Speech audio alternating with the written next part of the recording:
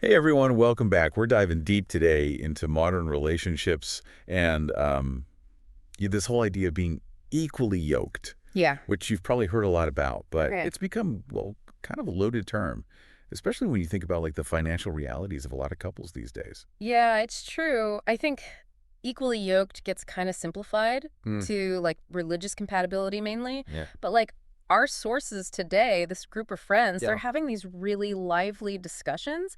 And it Yeah. reveals that it's like so much more nuanced than that. It really is. And what's so interesting is how this whole equally yoked thing intersects with what they were calling Mm. the two tables phenomenon, Yeah. where it seems like more and more people are coming into relationships later in life, Right. already having, built their careers and like their financial independence. Yeah, their own tables, basically. Right, exactly. So that kind of changes the dynamic a bit. It does. It really challenges like the traditional relationship norms, you know? Totally. Yeah. Yeah. In the past, it was much more about, All right. financial dependence playing a role. And now it's Yeah. like both people might be coming to the table with all this stuff already. Totally. So let's unpack this a little bit. Okay. If both partners have their own tables, does that automatically mean Right. that they're equally yoked? Yeah.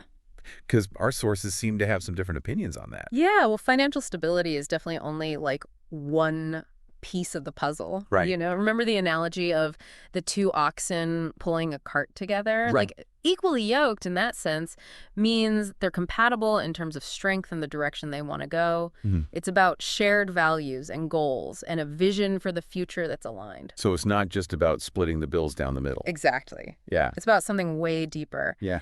Our sources brought up this idea of like reciprocation Hmm. and how some people get so caught up in keeping score in relationships. Right. Like, I did this, so you should do that. Uh, And that kind of like transactional mindset can really undermine a good partnership. it totally makes sense. If you're constantly like worried about, you know, Right. who's contributing more financially, Mm-hmm. how can you actually, Yeah, focus on building a real connection and supporting each other? absolutely. One of the anecdotes that stood out to me was about this woman Okay. who, despite being successful herself, expected a potential partner to have double or triple her income. Wow. Okay. Yeah. That's a pretty high bar. It I'm is. curious, like, what was her reasoning there? Was it about just financial security, Yeah. or was there something deeper going on? Well, that's where it gets really interesting Okay. because her friends were actually debating like whether this rigid expectation was actually hurting her chances of finding a good partner. Oh, interesting. Yeah, they were worried she might be missing out on someone who is like totally aligned with her values and goals just because they don't meet this like financial benchmark. So she's kind of created this very specific Yeah, and maybe like limiting totally. definition of what equally yoked means. Right.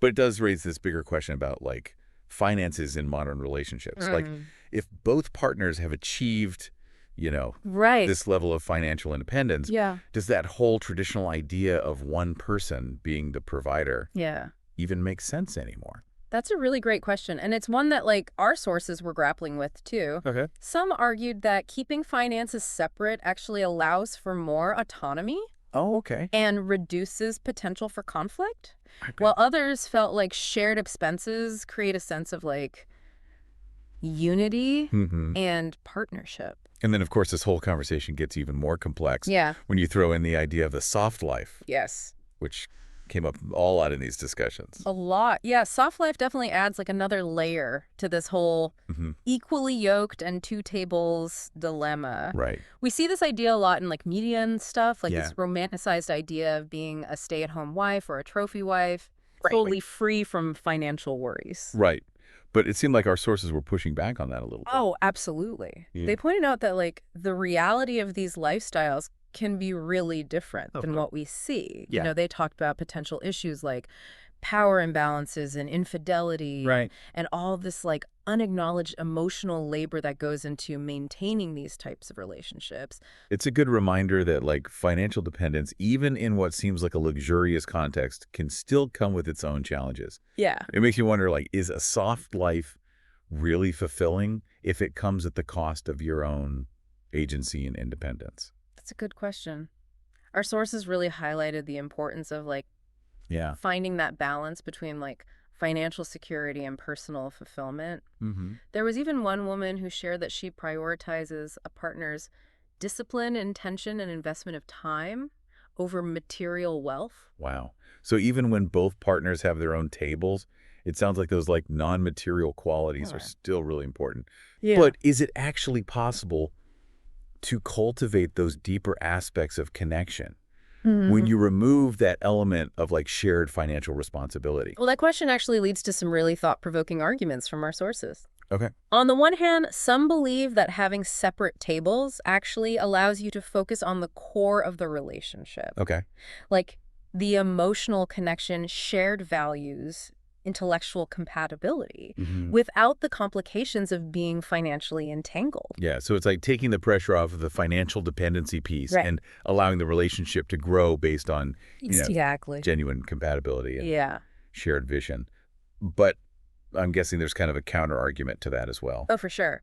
Some argued that financial separation could actually lead to emotional distance. Oh, how Like so? without those shared financial goals and responsibilities, couples might end up lacking that sense of shared purpose Hmm. and intimacy, Interesting. which could contribute to the relationship falling apart. So it seems like navigating this whole like two tables dynamic Yeah, within an equally yoked partnership is like its own definitely. unique set of challenges and considerations. It is. And as we go deeper into this topic, Yeah. we can't forget about the influence of like societal norms and expectations, Right. especially for women who are achieving success and financial independence later in life. Which is a whole other layer to Right. all of It this. is, because societal pressures often create this weird paradox for women, Mhm. where they're encouraged to be ambitious and independent, but at the same time, Right? society still upholds all these traditional relationship roles. Yeah, it's like you're supposed to be both. Exactly.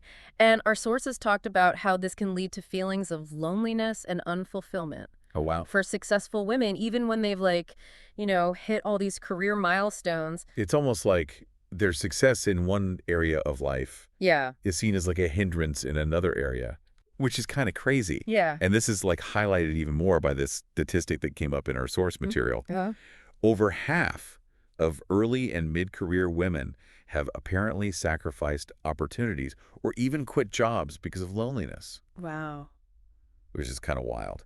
So if we connect that back to the bigger picture, Yeah. it makes you wonder, like, are equally yoked partnerships Right. even possible in a society that, like, puts individual achievement above everything else? It's a big question. The really big question. Yeah. And it's one that we're going to keep exploring as we dive deeper into these discussions. Yeah. It'll be interesting to see what we find. Yeah, it's almost like this clash between, those like traditional relationship ideals Right. and this modern world where it's all about, individual achievement. Yeah. Makes you wonder, like, how do we reconcile those two things? It's a good question. It is a really fascinating dilemma. Like maybe the first step is just recognizing that equally yoked doesn't have to mean identical. It's not about finding a carbon copy of yourself, but more like someone who complements your strengths and challenges you to grow in different ways. So instead of getting hung up on like the superficial stuff, Yeah. like how much money somebody makes or, Hmm. their social status, Right. we should be looking deeper. Exactly. It's about like aligning on those core values, like the things you believe in that shape how you see the world. Hmm. Those are the things that really matter in the long run. Right. Because if you're not on the same page about those big things, Yeah. no amount of like financial juggling or, Exactly. shared expenses is going to fix that. Right. One of the things our sources brought up that I thought was really interesting was this idea of a shared vision for the future, like asking those big questions like, where do we see ourselves in 5 years, 10 years, 20 years? Are our goals even compatible? Yeah. Are we even headed in the same direction? Do we share a similar sense of purpose? Like, those are big questions. Those are huge. And they're not always the easiest to talk about. No, but they're essential, especially if you're thinking about like a long-term partnership. Right. And it's not just about like compatibility in terms of your goals. Yeah. Our sort of talked about that emotional intelligence piece too. Oh, absolutely. Like being able to communicate effectively, empathize with your partner, and navigate conflicts in a healthy way. Mhm. Those are crucial skills for any relationship. Yeah, regardless of how much money you have. Exactly. And they also talked about the importance of supporting each other's individual pursuits. Yeah. Even when both partners have those tables, encouraging and celebrating each other's growth is key. It's like you said earlier, it's not about dimming each other's light. Exactly. It's about amplifying it. Yeah. A true partnership is about that. And it requires us to like step outside of those traditional roles and expectations. So maybe the way we define an equally yoked partnership today is less about, who brings home the most money Yeah. and more about who's bringing that emotional support, Yeah. the intellectual stimulation, Right. the laughter, Yeah. and just like that belief in each other's dreams. It's about creating a dynamic where both people feel valued and respected and empowered to be their true selves. Right. Which brings us back to that whole statistic about loneliness and career sacrifices, particularly for women. Yeah. It's like we're kind of setting ourselves up for isolation in our personal lives because we're prioritizing individual success above all else. It's like we're achieving all this stuff externally, but then neglecting that need for connection. Right. It's a basic human need. How do we find that balance then? It is a delicate dance. We want to encourage growth and ambition, but not at the expense of our emotional well-being and ability to connect with others. Right. Maybe part of redefining equally yoked for this generation means looking at our societal priorities as a whole. What do you mean by that? Well, think about it. Maybe we need to create a culture that values collaboration and interdependence just as much as we value individual achievement. Okay. A culture where it's okay to prioritize love and connection without sacrificing your ambitions or your sense of self.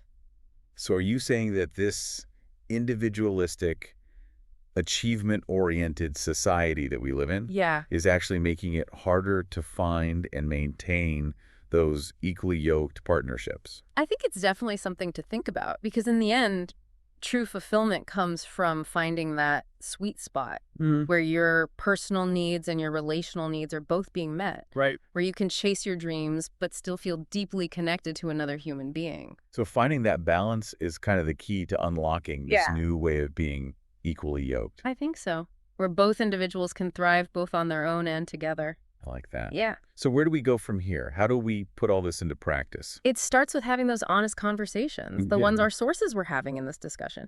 We have to be willing to question our own beliefs and expectations about relationships and be open with our partners about what equally yoked really means to us. And those conversations might look different for every couple. Absolutely. There's no one-size-fits-all formula. Right.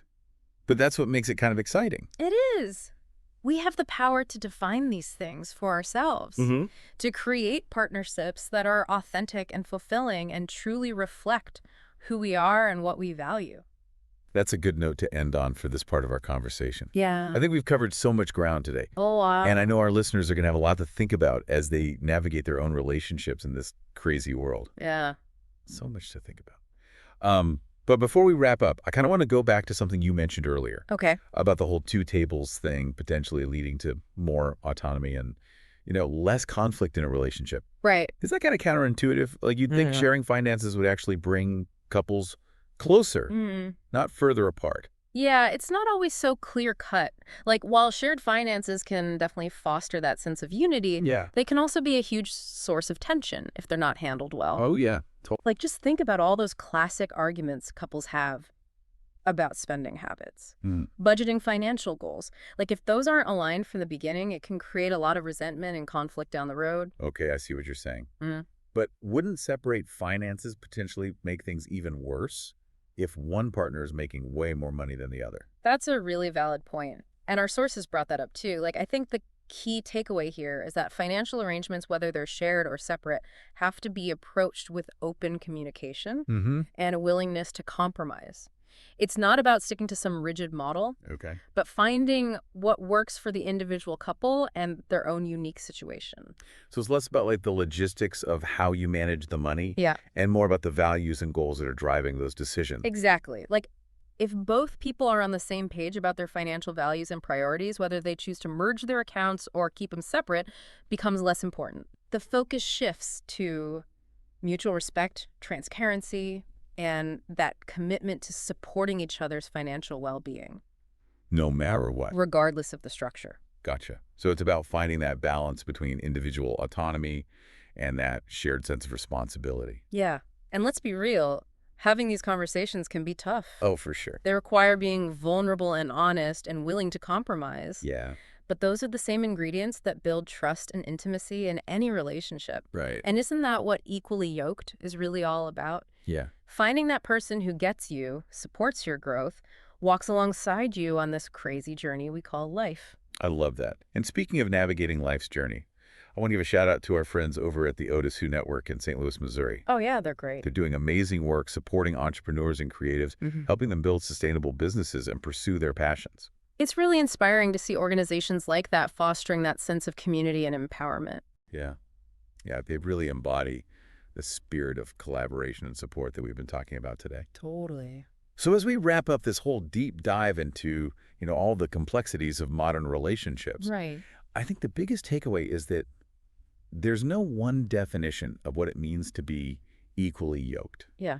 It's something that's constantly evolving based on our values, societal norms, and just the ever-changing dynamics of our lives. For sure. And that's okay. It's in those gray areas, those nuanced conversations that we figure out what truly matters. It's about finding that person who complements your strengths, challenges you to grow, and helps you become the best version of yourself. And maybe, just maybe, embracing this whole two tables thing with all its challenges and opportunities Yeah. can actually lead to a partnership that's stronger, more fulfilling, Right. and more equally yoked than ever before. I think you're right, because at the end of the day, it's not about the tables themselves. It's Yeah. about the people sitting at them and the journey they decide to take together. That's a great way to put it. Thanks for joining us on this deep dive, Yeah. and a huge thanks to our amazing expert for sharing all your wisdom. You're welcome. We hope this has given you all something to think about Definitely. as you navigate your own relationships. And as always, we encourage you to keep those conversations going in your own lives. Absolutely. The more we talk about these things, the more we learn and grow together. Couldn't agree more. Ah. So until next time, keep exploring, keep questioning, and keep those deep dives going. Love it.